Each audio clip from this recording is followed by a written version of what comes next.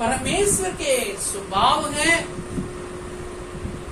देखना है, सुनना है, बोलना है, कार्य करना है, प्रेम करना है, बचाना है, संभालना है।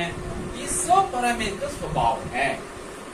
उसमें एक है परमेश्वर मनुष्य के साथ क्या करता है, बातचीत करता है और संधि बनाता है, मतलब अग्रीमेंट बनाता है। जैसे एक इंसान दूसरे के साथ अग्रीमेंट बनाता है, वैसे अग्रीमेंट बनाता है। ये सारी बातें बाइबल में दर्ज हैं। उनका अध्ययन अभी हम श्रृंखला में करते आ रहे हैं। ஆண்டவருடைய குணாதிசயங்கள் நிறைய உண்டு. அவர் காண்கிறார், கேட்கிறார், பார்க்கிறார், பேசுகிறார், செயல்படுகிறார், நேசிக்கிறார், ரட்சிக்கிறார், காப்பாற்றுகிறார், ஒரு மனிதனை தாங்குகிறார். எல்லாரோட குணாதிசயங்கள் ஒன்று. அதுல ஒன்றுதான் அவர் மனிதனோடு கூட இடைபடுகிறார், பேசுகிறார், ஐக்கியம் கொள்ளுகிறார், அவனோடு கூட ஒப்பந்தமும் போடுகிறார். ஒப்பந்தம் மனுஷன் கூட ஒப்பந்தம் மாதிரி கிடையாது. இது ஒரு ஜீவனுள்ள ஒரு ஒப்பந்தம். அதை உடன்படிக்கை என்று வேதம் சொல்லும்.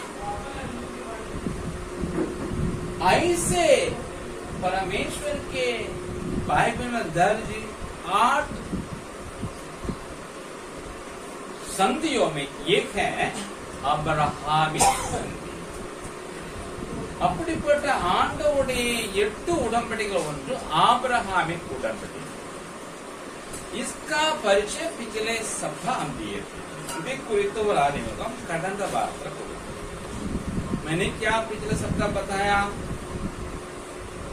परमेश्वर पहले एक संधि बनाया आदम के साथ. देवन आदमोடு கூட முதல்ல ஒரு உடன்படிக்கை பண்ணினார். जब उसने पाप कर लिया वो रद्द हो गया. அவன் பாவம் செய்தபடியே அது வந்து முறிந்து போனது. उसको बोलते हैं अदन की वाटिका में हुई, इसलिए अदनी वाटिका. அது ஏதேன் தோட்டத்தில் நடந்ததுன்னா ஏதேன் உடன்படிக்கை சொல்லுது. उसके बाद परमेश्वर उसी आदम से उसी आदम में ही एक दूसरी वाचा संधि बनाया. उसको बोलते हैं आदमी संधि. आदम के साथ இரண்டாவது உடன்படிக்கை அதே தோட்டத்தில் அதே ஆதாமன் ஆண்டவன் அது ஆதாமின் உடன்படிக்கை சொல்லப்படுகிறது. ये सिर्फ आदम के साथ नहीं, सारे मानव जाति के साथ, जिसमें आप और हम सम्मिलित हैं. ஆதாம் உடன்படிக்கை அவரோட கூட மட்டும் இல்லை, முழு மனித குலத்தோடு கூட ஆண்ட பண்ணினா அதுல நீங்களும் நானும் அடக்கம். ये दूसरी. उसके बाद तीसरी वाचा हुई तब हुई जो मानव जाति बढ़ गई आदम हवा के द्वारा. हिंदी में साथ पाप में भी बढ़ गए. इसके कारण परमेश्वर को नष्ट कराना पड़ा. नष्ट करने के बाद परमेश्वर में एक परिवार को परमेश्वर ने बचाया, जिसका मुखिया का नाम नूह. उस नूह से परमेश्वर एक वाचा बांधा. फिर हम ऐसा नहीं करेंगे, आप लोग आगे बढ़ाते जाएंगे. उस वाचा का नाम है नूह की वाचा. ये भी सिर्फ नूह के साथ नहीं, सारे मानव जाति के साथ परमेश्वर ने बांधा. इसलिए आप और हम भी उस नूह की वाचा के अधीनस्थ हैं. आप और हम साधारण नहीं है, परमेश्वर के वाचा के अंतर्गत आप और हम हैं. इसका एक चिन्ह है जो बारिश में जो धनुष होता है आकार वो है. सो ஆண்டவர் மூன்றாவது உடன்படிக்கை நோவாவோடு கூட பண்ணினார். ஆதாம் ஏவாளின் பிள்ளைகள் பெருகி பாவம் பெருகின போது ஆண்டவரால் சகிக்க முடியாத சூழ்நிலை வந்த பொழுது அந்த உலகத்தை அழித்து போட்டு ஒரு குடும்பத்தை காத்தார். அந்த குடும்பத்தின் தலைவர் பேர்தான் நோவா. அவனோடு கூட உடன்படிக்கை பண்ணி சொன்னான், இனி ஜலத்தினால் அழிக்க மாட்டேன் என்று. இது மூன்றாவது உடன்படிக்கை. அவரோடு கூட பண்ணின உடன்படிக்கை. அது நீங்களும் நானும் இருக்கிறோம். அது நோவாவின் உடன்படிக்கை.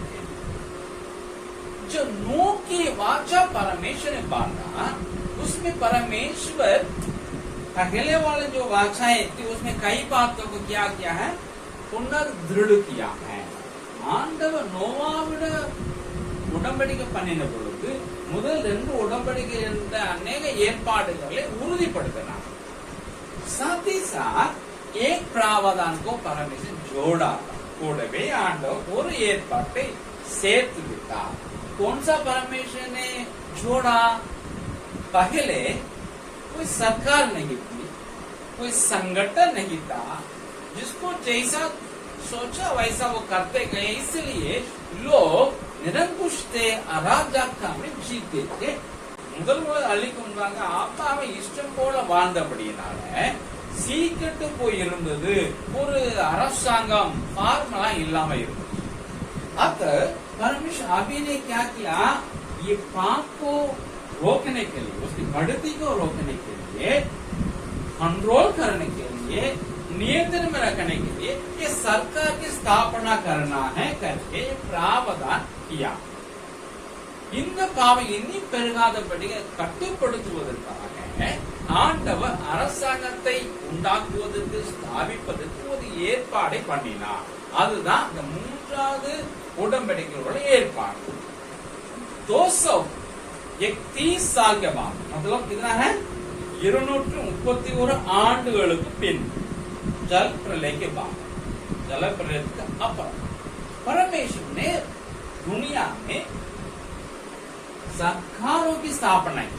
ஆண்டவர் உலகத்துல அரசாங்கங்களை ஏற்படுத்தினார். उसके 301 साल के बाद, मतलब सरकार की स्थापना के 301 साल के बाद, அதாவது அரசாங்கம் ஸ்தாபிக்கப்பட்டதுக்கு அப்புறம் 301 வருடங்கள் கழித்து परमेश्वर ने एक व्यक्ति को चुना. आंडवर ஒரு மனிதனை தேர்ந்தெடுத்தார். कहां से? जिसको आज इराक बोलते हैं ना, उसका दक्षिणी क्षेत्र में एक जगह, एक शहर थी, पटना से भी बड़ा थी, उसका नाम ஊர். அதாவது ஈராக்கி, இன்றைய ஈராக்கி தென்பகுதியில் முந்தின நாட்கள் மூலம் 4000 ஆண்டுகள் முன்பாக ஊர் என்னும் ஊரில் இருந்து ஒரு மனிதனை தேவன் தேர்ந்தெடுத்தார். उनको परमेश्वर क्या किया है, बुलाया, बेटा चले आना, मैं तुम्हारे लिए एक देश दिखाऊंगा. तो अपना घर छोड़ना, अपना परिवार छोड़ना, अपना शहर छोड़ना, अपना देश छोड़ना, मैं तुम्हारे लिए एक देश दिखाऊंगा, वहां चले आना. चलने ஆண்டவர் அந்த மனிதர் சொன்னார், நீ உன்னுடைய குடும்பத்தையும் இனத்தையும் ஊரையும் தேசத்தையும் சொந்தம் பந்தம் எல்லாரையும் விட்டு நான் சொல்லுகிறது போ அப்படின்னு அழைத்தான். तब ये चलने लगा. चलते चलते चलते चलते 49 साल हुआ तो परमेश्वर उसके साथ एक संधि भाषा बनाया. அவன் உடனே ஆண்டவருடைய சத்தம் கேட்டு கிளம்பிட்டான். போய் போய் போய் போய் 49 வருஷங்கள் பொழுது ஆண்டவனோடு ஒரு உடன்படிக்கை பண்ணினான். ये है पृष्ठभूमि, संधि की पृष्ठभूमि. இதுதான் அந்த உடன்படிக்கையின் ஒரு பின்னணி. परमेश्वर इस व्यक्ति को जब बुलाया, ये पीडीएफ में कब बुलाया मैं साल लिखा हूं, अभी बोलेंगे तो टाइम हो जाए, साल नहीं बोला, आप मेरे पीडीएफ को ले लीजिए, पीडीएफ भेजना है, ठीक है. सो उस व्यक्ति जब परमेश्वर उनको बुलाया तो उनका उम्र है लगभग 50. கிட்டத்தட்ட ஒரு 50 வயதாயிருக்கும் ஆண்டு இந்த மனிதனை அழைத்தார். उसका नाम था अब्राम. அவனுடைய பேர் அப்ராம். वो शादीशुदा था. அவன் ஒரு திருமணமானவனாய். जो परमेश्वर को बुलाया था, परमेश्वर उनको एक प्रॉमिस दिया, मैं तुमको बड़ा बनाऊंगा, तुम्हारा नाम को बड़ा करूंगा, तुमसे हम बड़ी जातियों मतलब यादव बोलते हैं ना, ऐसी जाति की जाति मतलब राष्ट्र, तुम्हारे अंत से मैं राष्ट्र को उत्पन्न करूंगा, चले आना। सो प्रॉमिस, वायदा, प्रतिज्ञा देकर के परम बुलाया, चले आना। ஆண்டவர் அவன் அழைத்த பொழுது அவன் வாக்கு கொடுத்து அழைத்தான். वो वहां पहुंच गया। 75 उम्र जब हुआ, मतलब लगभग 25 साल के बाद इस देश पर में उनको लाया, वहां पहुंच गया। எந்த தேசத்துக்கு அழைத்தாரோ அங்க வந்து சேருமா அவன் வயசு 50-75 ஆயிடுச்சு. तुरंत बोला सचमुच में तुम्हारे साथ ऐसा ही करूंगा, जहाँ तुम आ गया ये देश तुम्हारे लिए होगा. நீ வந்து விட்டாயே இந்த தேசம் இது உனக்கு தான் அப்படின்னு 2வது முறையாக அந்த வசனத்தை வாக்குத்தத்தை உறுதி கொடுக்கிறார். फिर ये लिखा है बाइबल में उत्पत्ति के 12 अध्याय, 11 अध्याय में 25 से लेकर बढ़ेगा लिखा है, 12 में वो वहां पहुंच गया लिखा है, और 13 में क्या हुआ, उसका एक भतीजा भी अपने परिवार के साथ था। उन दोनों के बीच में थोड़ा सा झगड़ा हुआ, संबंध बड़ी हो गई तो झगड़ा होना है भाई भाई के बीच में। तो उसने कहा तुम थोड़ा अलग हो जा, जो अच्छा तुम चुन लेना, जो बुरा हम मेरे लिए लगे। वो अच्छा लेके के चला गया, वो अलग हो गए। अभी ये अब्राम अलग अकेले मतलब है, उनके साथ और कोई नहीं, बल्कि बहुत नौकर चाकर बहुत लोग थे। हालांकि इनका संधान नहीं कितना, पत्नी अकेले इनके साथ है, भतीजा उनका परिवार।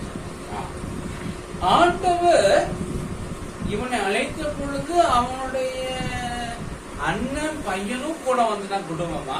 சோ 2 பேரும் அந்த தேசத்துல காணால இருந்தாங்க.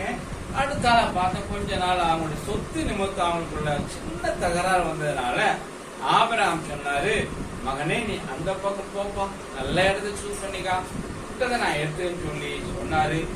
பெஸ்ட் சூஸ் பண்ண போயிட்டான். இப்போ ஆபிரகாம் தனியாக இருந்தான். इस वक्त में परमेश्वर तीसरा बार उसके लिए क्या कर रहा है, दर्शन देके बोल रहा है, जितना देखता है ना तुम, एक दिन चलो फिरो लंबाई चौड़ाई में सब तुम्हारे, जहां तक तुम पैर रखोगे सब तुम्हारा। हाँ, तीसरा बुलाया, फिर प्रॉमिस दृढ़ किया, तिबारा भी दृढ़ किया है.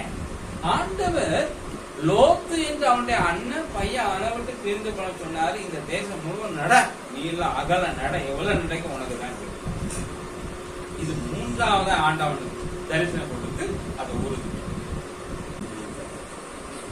कुछ साल के बाद जब उनका 85 उम्र हो गया, அதிலிருந்து 80 वयது ஆனதுக்கு அப்புறம் परमेश्वर चौथा बार उसको दर्शन दिया है. उस समय परमेश्वर प्रॉमिस देने के वक्त फिर प्रॉमिस देता है, आशीष देता है. उस वक्त में उसके साथ क्या करना है, एक अग्रीमेंट बनाया, वाचा बांधा. उसी को हम आज देखने जा रहे हैं. ஆண்டவர் 4வது முறை, அதிலிருந்து 3வது முறையா அவனுக்கு வந்து வாக்கு பழக கொஞ்ச நாள் கழிச்சு 85 ஆன பொழுது ஆண்டவர் அவனை அழைத்து அவனோடு உடன்படிக்கை பண்ணி திரும்பவும் வாக்குத்தத்தத்தை உறுதிப்படுத்தினார். ये है आपको 15 अध्याय में है उत्पत्ति. இந்த காரியம் உற்பத்தி ஆதியாகம புத்தகம் 15வது அதிகாரத்துல எழுதப்பட்டு இருக்கிறது. उसके बाद परमेश्वर क्या किया, उस बादशाह को 13 साल के बाद दृढ़ किया, कन्फर्म किया. जैसा बोलते हैं ना, एग्रीमेंट बनाते हैं, उसका जाके क्या करते हैं, पंजीकरण करते हैं. उसी प्रकार परमेश्वर ने जो बनाया वाचा को, एग्रीमेंट को 13 साल का बाद एकदम उसमें मोहर मार दिया, पंजीकरण अपने में कर. ஆண்டவர் இந்த 4வது முறை உடன்படிக்கை பண்ணினாரே, அதை உறுதிப்படுத்துவது 13 வருஷம் எடுத்து அதுக்கப்புறம் உறுதிப்படுத்தினார்.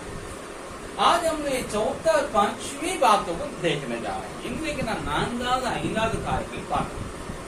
कैसे परमेश्वर ने वाचा बांधा, ஆண்டவர் எப்படி உடன்படிக்கையை பண்ணினார், कैसे उसको दृढ़ किया, எப்படி உறுதிப்படுத்தினார், उससे आपने मेरे लिए क्या सीख है इதிலிருந்து நமக்கு என்ன ஒரு பாடம் இருக்குது இதை நாம் கற்றுக்கொள்ள போகிறோம். अभी तक समझ में आया?